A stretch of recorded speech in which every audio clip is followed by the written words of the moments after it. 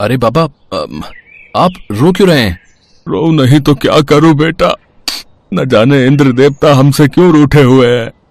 ये लगातार तीसरा साल है, बारिश दर्शन ही नहीं दे रही और बिन बारिश के खेत सूख कर रेगिस्तान हो गए हैं। मुझे माफ कर दो बेटा। कैसी बातें कर रहे हैं बाबा? आप मुझसे माफी क्यों मांग रहे हैं? माफी इसलिए मांग रहा हूं क्योंकि मैंने तुझे बचपन से लेकर अब तक गरीबी के अलावा दिया ही क्या है। मैं सब जानता हूं कि तूने अपना जीवन कैसे इस गरीबी में निकाला है। कितनी ही छोटी बड़ी हसरतें मन ही मन में मार ली होंगी तूने, पर तेरा ये बूढ़ा और लाचार बाप कुछ नहीं कर पाया तेरे लिए। बाबा बस, अब आप चुप हो जाओ। मुझे इस बात पर गर्व है कि आप मेरे पिता हैं। मैं जानता हूं कि आपने मुझे पालने पोसने के लिए कितनी मेहनत की है। माँ के गुजर जाने के बाद आपने खेती का काम भी किया और मेरा ख्याल भी रखा। मेरे लिए तो आप ही मेरे बाबा हो, मेरी माँ हो और मेरे भगवान भी। अमर की बात सुनकर हीरालाल ने उसे फौरन गले लगा लिया। अपने बेटे की बातें सुनकर और संस्कार देखकर हीरालाल गर्व से फूला नहीं समा रहा था। संस्कार, यही तो दे पाया था हीरालाल अपने इकलौते बेटे अमर को। हीरालाल एक छोटा किसान था। वो हर बार उधार लेकर खेती करता और फसल बिकने पर उस उधार को चुकाता। फिर जो पैसे बच जाते उन्हीं से अपना और अमर का पेट पालता। मगर गांव में पिछले कुछ सालों से हुई कम बारिश ने हीरालाल जैसे हर किसान की कमर तोड़कर रख दी थी। फिर एक शाम, अब बेटा अमर, तुमसे कुछ बात करनी थी। हाँ बाबा, कहिए ना। अब मेरी बात मान तो तू छोड़ ये खेती बाड़ी का चक्कर, इसमें कुछ नहीं रखा है। मैंने अपनी हड्डियां गला दी इसी खेती बाड़ी में, कोई फायदा नहीं है। बाबा, खेती छोड़कर मैं और क्या करूंगा? तेरा पूरा बचपन मेरे साथ गरीबी में गुजरा। अब मैं नहीं चाहता कि तेरी जवानी भी गरीबी के इस अंधेरे में गुजरे। तो तू ऐसा कर कि तू शहर चला जा, वहां कोई काम धंधा ढूंढ और अपनी जिंदगी सवार ले बेटा। वो तो ठीक है बाबा, पर मैं वहां करूंगा क्या? और जब जाना ही है तो आप भी चलो ना मेरे साथ। नहीं बेटा, मेरा यहीं रहना ठीक होगा। तू वहां अपना काम धंधा देखेगा कि मेरी सेवा करेगा, इसलिए तुझे अकेले ही जाना होगा। ठीक है बाबा, अगर आप यही चाहते हैं तो मैं शहर जाऊंगा, लेकिन मैं आपसे वादा करता हूं बाबा, कि आपका बुढ़ापा गरीबी में नहीं गुजरने दूंगा मैं। अगली सुबह हीरालाल ने अपनी पत्नी सुदर्शना के जेवर गांव के सुनार के पास ले जाकर बेच दिए और उससे मिले पैसे उसने अपने बेटे अमर को दे दिए ताकि वो शहर में अपना कोई काम धंधा कर सके। अगले ही दिन पैसे लेकर अमर शहर के लिए रवाना हो गया। उसे बहुत तेज भूख लगी थी। अमर को अंडे बहुत पसंद थे। अमर ने देखा कि सामने एक ठेले पर एक आदमी उबले हुए अंडे बेच रहा था और फिर, भैया 2 उबले अंडे कितने के दोगे? 14 रुपए का भैया। अरे बाप रे, इतने महंगे? भैया ऐसा है, खाना है तो खाओ वरना निकलो यहाँ से, मेरा टाइम खराब मत करो, चलो। बेचारा अमर दोनों अंडे खाकर वहीं बस अड्डे पर लेट गया और उसे नींद आ गई। अगले दिन अमर एक बस्ती में गया जहां उसने एक सस्ता सा कमरा किराए पर ले लिया। वहीं उसकी दोस्ती सचिन से हो गई, जो उसके बगल वाले कमरे में ही रहता था और पास ही की एक फैक्ट्री में काम करता था। नमस्ते भैया। नमस्ते भाई। भैया, आप क्या काम से लौट रहे हैं? हाँ भाई, मैं एक फैक्ट्री में काम करता हूँ, वहीं से आ रहा हूँ। भैया, क्या वहां पर मुझे भी काम मिल जाएगा क्या? हाँ, क्यों नहीं, तुम कल चलना मेरे साथ। मैं मैनेजर साहब से बात करूंगा, क्या पता काम बन ही जाए। अगले ही दिन सुबह सुबह अमर सचिन के साथ उसकी फैक्ट्री में पहुंच गया, लेकिन वहां उसका काम नहीं बना क्योंकि फैक्ट्री में फिलहाल किसी भी तरह की कोई जगह खाली नहीं थी। एक तो काम नहीं मिल रहा और ऊपर से बहुत तेज भूख लगाई है। हाँ यार, ये तो सही बात कही तुमने, भूख तो मुझे भी लगी है। फिलहाल कुछ खास है भी नहीं बनाने को, बस 2-4 अंडे पड़े हैं और थोड़ा सा आटा। अच्छा, अरे इसमें तो दावत हो जाएगी भैया। आप रुको, मैं बस अभी आया। अमर झट से बाजार गया और थोड़ा सा धनिया, प्याज, तेल और कुछ मसाले खरीद लाया। फिर उसने बड़े मन से अंडा पराठे बनाए। पराठे का पहला निवाला खाते ही सचिन की आंखें बंद हो गई। फिर निवाला पूरा खाते ही उसने अमर के हाथों को चूम लिया और फिर खाने लगा। फिर अचानक खाते खाते रुक गया और अमर से बोला, आ गया भाई, आ गया, बड़ा गजब का आइडिया आया है। देखो अमर, जहां मैं काम करता हूं ना, वहां कई फैक्ट्रियां हैं और खाने वाने का कोई ठेला नहीं है।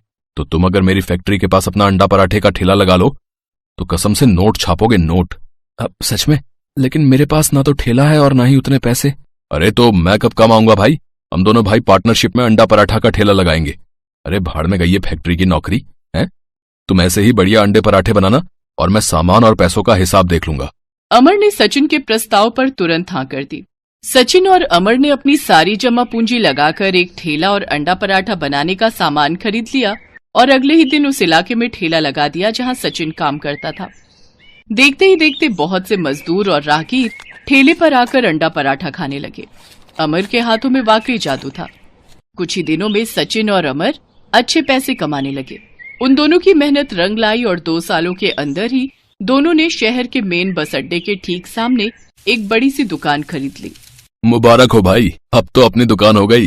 हाँ भैया, मुझे तो यकीन ही नहीं हो रहा। आपको भी मुबारक हो भाई। काम बढ़ता चला गया और फिर एक दिन अमर और सचिन ने एक अच्छी सोसाइटी में अपने लिए अलग अलग फ्लैट भी खरीद लिए। कहाँ जा रहा है भाई? उसे लाने जिसने मुझे पालने पोसने में कभी आराम नहीं किया, मेरे बाबा। इतना कहकर अमर अपने गांव के लिए निकल गया, अपना वो वादा पूरा करने जो गांव से निकलते हुए उसने अपने बाबा से किया था।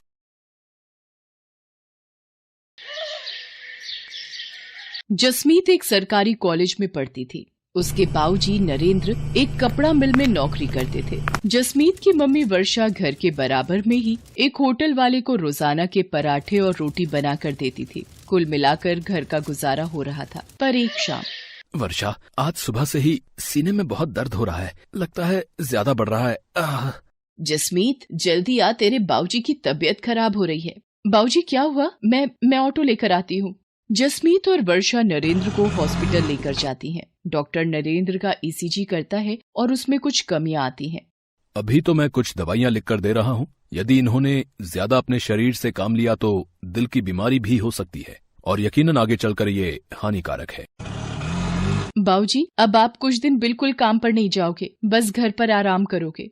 पर जसमीत बेटा, अगर मैं काम पर नहीं गया तो मुझे तनख्वाह काट कर मिलेगी और मिल के मालिक मेरी जगह किसी और को नौकरी दे देंगे। पर बाबूजी, आपकी तबीयत भी ठीक नहीं रहती है। डॉक्टर ने आपको आराम करने के लिए बोला है। कुछ नहीं होगा बेटा, तू मेरी चिंता मत कर। वर्षा, मेरा रोटी का डिब्बा बांध दे, मैं चला जाता हूँ। पिछले 3 दिन से नहीं गया। इतनी छुट्टियाँ लेना मेरे लिए सही नहीं होगा। नरेंद्र काम पर चला जाता है। पर आओ नरेंद्र, इससे मिलो। ये नया वर्कर तुम्हारी जगह काम करेगा। वो ऐसा है कि मुझे पता चला है कि तुम्हारी तबीयत ठीक नहीं रहती है, इसलिए डॉक्टर ने तुम्हें बेड रेस्ट बोला है। हमारी मिल को तो ऐसे वर्कर की जरूरत होती है जो चुस्त हो, मेहनती हो और अच्छा काम कर सके। तुम्हारी तबीयत को देखकर मुझे नहीं लगता कि तुम ज्यादा दिन मेहनत के साथ काम कर पाओगे और अचानक भगवान न करे तुम्हें कुछ हो जाता है तो बात हमारे ऊपर भी आ सकती है। तो इसलिए मैं तुम्हारा हिसाब कर रहा हूँ, तो तुम कहीं और काम ढूंढ लो। पर सर जी, एकदम से मेरा काम छूट जाएगा तो मेरे लिए बहुत मुश्किल हो जाएगी। ऐसा न कीजिए सर जी। नरेंद्र, मैं अपने बिजनेस के साथ कोई रिस्क नहीं लेना चाहता। मुझे माफ करो। बाकी ये तुम्हारे 8 दिन के इस महीने के पैसे जो तुमने काम किया था, लो। नरेंद्र निराश होकर घर आ जाता है। वर्षा और जसमीत भी नरेंद्र से सारी बात जानकर बहुत दुखी होती हैं। नरेंद्र अब निराश और परेशान रहने लगा था। इसी कारण उसकी तबीयत और खराब रहने लगी। नरेंद्र ने चिंता में पूरी तरह बिस्तर पकड़ लिया। ये सब क्या हो गया? भगवान, ये कैसा दुखों का पहाड़ टूट गया है हमारे घर पर। मम्मी, चुप हो जाओ, प्लीज मत रो। आप ही तो मेरी और बाबूजी की हिम्मत हो। वर्षा, मेरे कारण तुम दोनों भी परेशान हो रही हो। मेरी बीमारी ने तुम्हें भी पैसों के लिए मोहताज कर दिया है। नहीं नहीं, देखो, मैं नहीं घबरा रही। अच्छा, आप दवाई ले लो और बिल्कुल चिंता मत करो। जसमीत, जा बेटा, वो दरवाजे पर होटल वाले भैया आए हैं, उनको पराठे पकड़ा दे, मैंने बनाकर रख दिए थे। भैया, अगर 2 टाइम के भी बनवाने हो तो बता देना, मैं बना दिया करूंगी। ठीक है बहन जी, मैं मालिक को बोल दूंगा। अभी तो सिर्फ दोपहर के लिए ही बोले हैं। मम्मी, आप घर का काम, पापा की देखभाल इतना थक जाते हो, फिर 2 टाइम के होटल की रोटी और पराठे कैसे बना पाओगे? मैं कॉलेज से कुछ दिन की छुट्टी ले लेती हूँ, आपको हेल्प हो जाएगी। मम्मी, नहीं जसमीत, तू पढ़ाई पर ध्यान दे। वैसे भी ये तेरा आखिरी साल है कॉलेज का, तू मेरी चिंता मत कर, मैं कर लूंगी। वर्षा दिन भर काम करके अब थक भी जाती थी। नरेंद्र की देखभाल, दवाइयाँ और घर का खर्चा सब उसी के सिर पर था। एक दोपहर जब जसमीत कॉलेज से घर आई, मम्मी, ये देखो, हमारे शहर में पराठे प्रतियोगिता होने वाली है। सबसे अनोखा पराठा के नाम से जीतने वाले को 50,000 रुपए का इनाम दिया जाएगा। मम्मी, आप इस प्रतियोगिता में ट्राई करो ना, देखना आप ही जीतोगी। जसमीत, क्या बच्चों सी बातें कर रही है? मैं और प्रतियोगिता में भाग? नहीं बेटा, पर मम्मी, इस प्रतियोगिता में भाग लेने में हर्जी क्या है? ट्राई तो करो, हो सकता है आपके बनाए हुए पराठे बहुत ही पसंद आए और आप इस सबसे अनोखा पराठा प्रतियोगिता को जीत जाओ। देखो, अगर आप जीत गए तो 50,000 रुपए से बहुत कुछ कर सकते हो मम्मी। प्लीज मम्मी, आप मेरे लिए एक बार इस प्रतियोगिता में भाग लो तो सही। मैं आपका फॉर्म भर रही हूँ, आपको इस प्रतियोगिता में भाग लेना ही होगा। वर्षा, अगर जसमीत का मन है तो तुम प्रतियोगिता में भाग ले लो। जसमीत सही कह रही है। हो सकता है कि तुम प्रतियोगिता में जीत जाओ। जीतना हारना तो भगवान के हाथों में होता है, पर बिना भाग लिए हार मान लेना ये भी तो सही नहीं है ना। तुम्हें अपने हुनर को दिखाना चाहिए, छिपाना नहीं। ठीक है, अगर तुम दोनों कहते हो तो मैं इस प्रतियोगिता में भाग ले लेती हूँ। ये हुई ना बात मम्मी। पर आप कौन सा पराठा बनाओगे जिससे आप ये प्रतियोगिता जीत जाओ? ये सोचना पड़ेगा। एक्सक्यूज मी मैम, आपका पिज्जा ऑर्डर था इस पते पर? भैया, वो सेम एड्रेस हमारी पीछे वाली गली में है, वहाँ का ऑर्डर होगा। हमारी बैक साइड के घर का भी यही पता है। पिज्जा का नाम सुनकर तो मम्मी मेरे मुंह में पानी आ गया। गलती से वो डिलीवरी करने वाला भैया हमारे घर पर आ गया था। मम्मी, क्या आप पराठे को पिज्जा का लुक दे सकते हो? एक नए तरीके का पराठा? कोशिश कर सकती हूँ, तू मुझे पिज्जा में लगाने वाला सामान ला दे। जसमीत वर्षा को सारा सामान लाकर दे देती है। वर्षा अपनी मेहनत और कोशिश से एक पिज्जा पराठा बनाती है। मम्मी, ये पिज्जा पराठा तो बहुत ही टेस्टी बना है और देखने में भी कितना सुंदर लग रहा है। मम्मी, क्यों ना आप यही पिज्जा पराठा सबसे अनोखा पराठा प्रतियोगिता के लिए बनाओ? जसमीत की बात मानकर वर्षा प्रतियोगिता में पिज्जा पराठा बनाती है। प्रतियोगिता में बहुत से लोगों ने हिस्सेदारी की थी, पर वर्षा के हाथ का बना पिज्जा पराठा देखकर जज करने वाले शेफ बहुत ही चकित रह जाते हैं।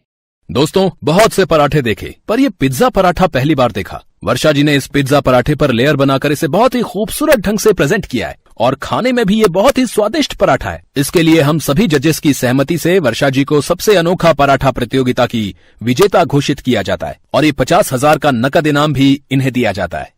रोहित, एक अनाउंसमेंट मुझे भी करनी है। वर्षा जी ने जिस तरह आज पिज्जा पराठा एक नए तरीके से यहाँ पर प्रस्तुत किया, ये देखकर मुझे काफी प्रसन्नता हुई है। मैं चाहता हूँ वर्षा जी मेरे साथ मेरे अपने कुकिंग टीवी शो में हिस्सा लें और मेरे शो का हिस्सा बने। इसी के साथ तालियों की गड़गड़ाहट के बीच वर्षा की आंखों में खुशी के आंसू आ जाते हैं। वो अपनी बेटी जसमीत को गले से लगा लेती है। थैंक यू सर, आपने मुझे इस काबिल समझा। आप लोगों का बहुत बहुत शुक्रिया। ये सब मेरी बेटी जसमीत और मेरे पति नरेंद्र की वजह से ही संभव हुआ है। इन दोनों ने ही मुझे प्रोत्साहित किया और मैंने प्रतियोगिता में हिस्सा लिया। आपका लाख लाख शुक्रिया प्रभु, आपने मेरी जिंदगी को एक नया मोड़ दिया है। Love you mummy.